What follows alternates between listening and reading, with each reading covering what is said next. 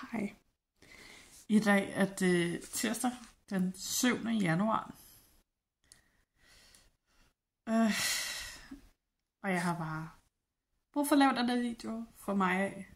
Fordi jeg har brug for at få nogle ting ud og få nogle ting sagt. Jeg blev forlovet nytårsaften. Ikke den mest traditionelle ring, men fuck, hvor jeg elsker den. Og jeg heller ikke nok den mest traditionelle kvinde, så ja.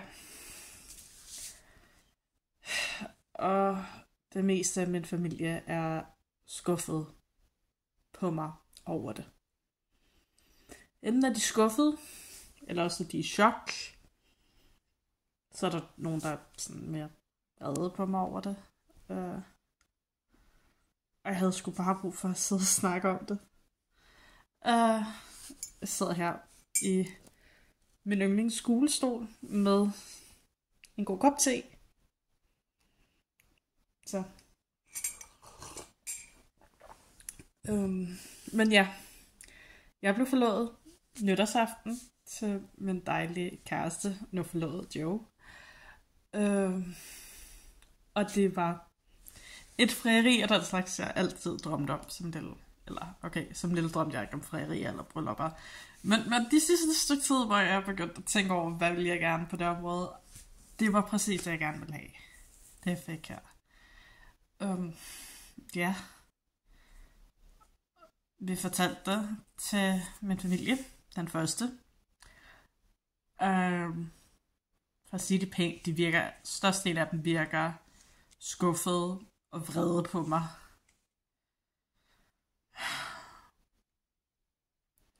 De bliver ved med at hamle op om, at jamen, du er jo kun 20. Og ja, det er rigtigt, jeg er kun 20. Men man glemmer, hvad jeg gerne vil have, mine prioriteter i livet. Og i stedet bare tænker på det. Jeg har aldrig været en klassisk 20-årig ung kvinde. Aldrig.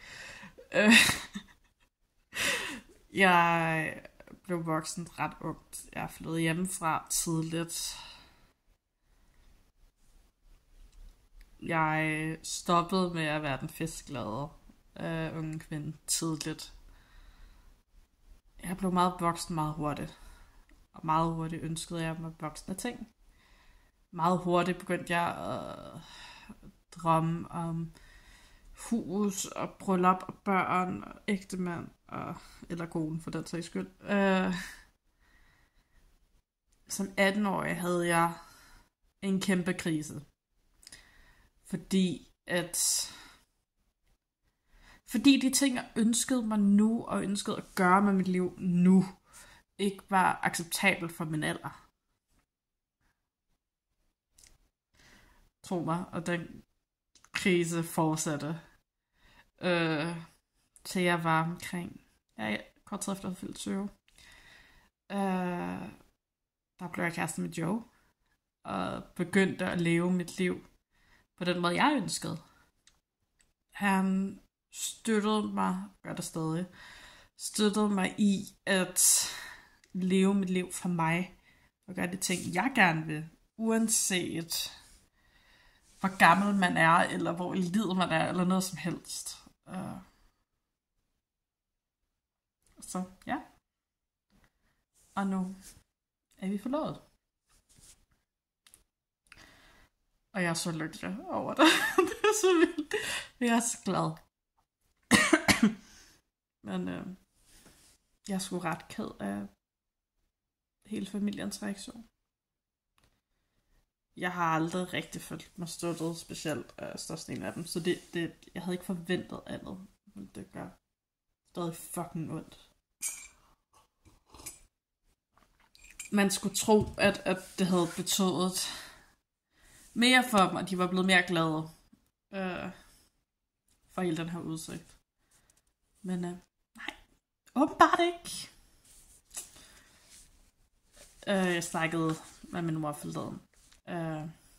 Hvor blandt andet snakkede bryllupsplaner og så videre. Og jeg nævnte, at vi havde kigget på oktober her næste år, så i løbet af oktober 26. Og hun blev helt sådan, puha, så kan I jo nå rigtig at lære hinanden rigtig at kende. Og under overfladen kunne jeg jo godt høre, puha, så har hun nu tid til at fortryde. Hvilket pisser mig så meget af, og gjorde mig så vred og ked af det. Fordi den kvinde ikke kender mig, ved hvad jeg gør med mit liv, hvem jeg er, hvad jeg ønsker mig. Hun kender ikke mig. Har ikke gjort det længe. Har aldrig rigtig prioriteret mig.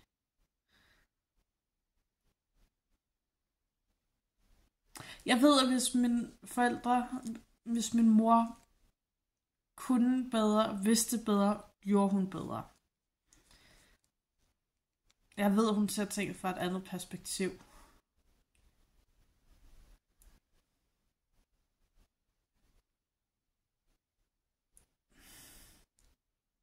Men hold kæft, jeg savner at blive støttet af familie.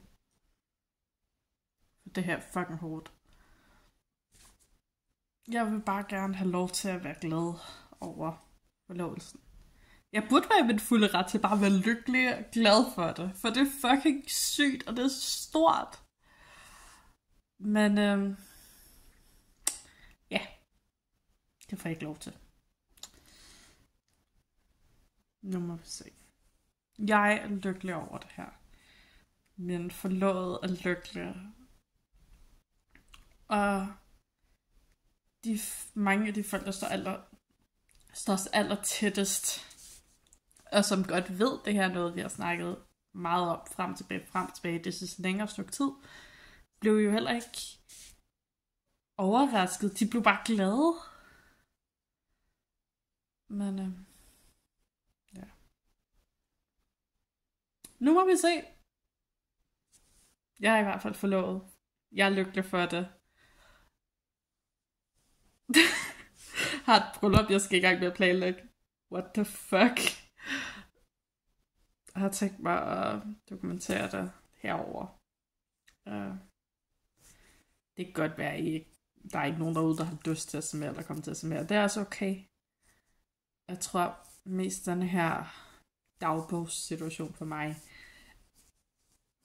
er for, at jeg har noget at se tilbage på de næste mange år. For jeg tror, at de næste mange år, det er fucking vildt. Et sted, hvor jeg kan komme tilbage og sådan tænke, det var det, jeg tænkte i det sekund. What? Eller wow, hvordan kan fuck være, at det der skete? Eller sådan noget, ikke? Det sidder jeg bare Rambo. Sidder bare og snakker. Men velkommen til den første video. Vi ses snart igen, ikke? Ha' det godt indtil da.